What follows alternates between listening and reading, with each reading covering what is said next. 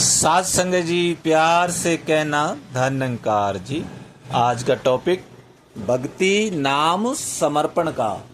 साध संगत जी, समर्पण ये है क्या? समर्पण स्वयं अर्पण, स्वयं को अर्पण कर देना।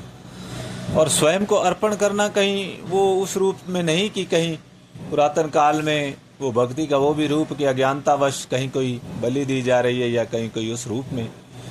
स्वयं का होना मतलब मेरी मैं का होना, कि मैं हूं। इस मैं को सत्संगत मिटाने के लिए कितने योगी यति मुनियों ने कैसी कैसी तपस्या करी, कैसे कैसे उल्टे सीधे लटक करके वो कठिन कार्य किए कि ये कहीं मैं खत्म हो जाए। और सत्संगत हम सभी बड़ी किस्मत वाले हैं, बड़े भागों वाले हैं कि ऐसे पूर्ण सतगुरु हमारे जीवन में आए। उन्होंने पहले ही वचन में समर्पण मांग लिया, तन मन धन निरंकार दाय, अर्पण कर दो प्रभु को। पहले आरती गाते थे, तेरा तुझको अर्पण मुख से बोला जा रहा था, लेकिन आज उस अवस्था में पहुंचाने का आशीर्वाद दे रहे हैं सतगुरु कि अगर आपने आनंद प्राप्त करना है, प्रभु का आनंद लेना है, सत्य के साथ जुड़ना है, तो स्वयं का अर्पण कर दो, तभी भक्ति शुरू होती है। मिटा दे अपनी हस्ती को अगर कुछ मर्तबा चाहे, कि दाना खाक में मिलकर गुले गुलजार होता। शब्द की गहराई में जाएं, क्या कहा जा रहा है, कैसा बीज, कौन मिटाना है, किसको करना है, क्या करना है। अपनी हस्ती को मेरे मुक्ति के मार्ग में प्यारी साध संगत, ये मैं सबसे बड़ी बाधा है और कोई अड़चन नहीं। तभी महात्माओं ने इस रूप में भी चेतन किया कि जब मैं था तब हरि नाही, अब हरि है, अब ब्रह्म ज्ञानी हो गए हैं तो मैं नहीं। इसी मैं को मिटाना है, इसी मैं को अर्पित करना है, तभी भक्ति आरंभ होगी, तभी शुरू होगी। सत्संगत नित्य प्रति हम कितने महात्माओं को, जो संत महात्माओं ने ये अवस्थाएं प्राप्त करी, जो मुक्त हो गए, जिनका नाम आज प्रभु के बराबर लिया जाता है, हम देखें उनका रास्ता कैसा था, उनका जीवन कैसा था। हम निरंतर उनके जीवन का ही ध्यान करते हैं और कहते हैं हाँ जी बड़े अच्छे थे, लेकिन उसके बाद कार्य शुरू नहीं करते। तो उनके जीवन से प्रेरणा लेकर के हमने भी सत्संगत ये प्रयास करने हैं। सतगुरु ने, राजपिता जी ने ये आशीर्वाद दिए सत्संगत कि एक एक संत के अंदर इतनी पोटेंशियल है, इतनी उसके अंदर काबिलियत है, इतनी उसकी अवस्था है कि वो इन अवस्थाओं तक पहुंच सकता है। प्रयास करें, ये मौका मिला है।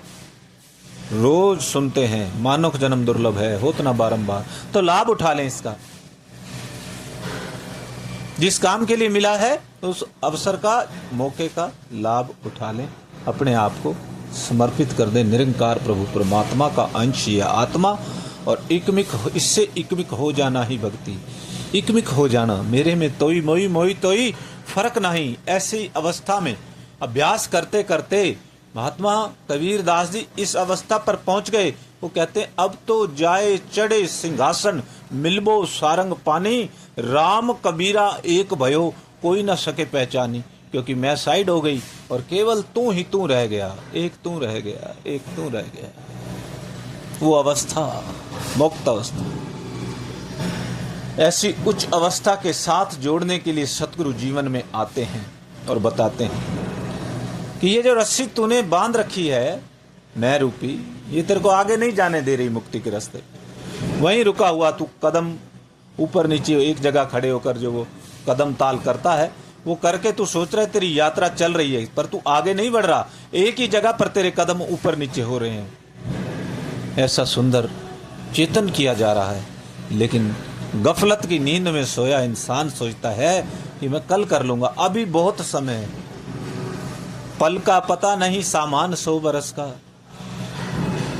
बड़ी विचित्र अवस्था है इंसान की। लेकिन जागृति करने वाले, जगाने वाले केवल और केवल सतगुरु होते हैं। जोड़ने वाले, रास्ता बताने वाले, रास्ते पर चलाने वाले वो केवल सतगुरु ही होते हैं। और हमने क्या करना है सत्संगत, केवल समर्पित हो। इशारा आते ही अर्जुन की तरह, अर्जुन को इशारा मिलता था साथ के साथ वहीं घूम जाता था। कोई किंतु परंतु नहीं कि ऐसा होता भी है ऐसा कैसे होगा, मैं कैसे करूँगा, मेरी वो अवस्था है नहीं, वो तो बड़ी ऊंची अवस्था है, वहीं के वहीं रहना है सत्संगत। फिर मानव जीवन का क्या फ़ायदा होगा। फिर अवस्थाओं तक पहुँचना है, समर्पण करना है, दिलेरी दिखानी होगी, आगे बढ़ना होगा। प्रभु से प्यार करते हैं तो ये समर्पण करना होगा, तभी सत्संगत। आज का ये सुंदर विषय भक्ति नाम समर्पण का, इसमें शर्तें मंजूर नहीं। इसमें कई बार शर्त लगा देते हैं कि भक्ति भी जब करेंगे जब मेरा ये काम बन जाए, मैं ये करवाऊंगा।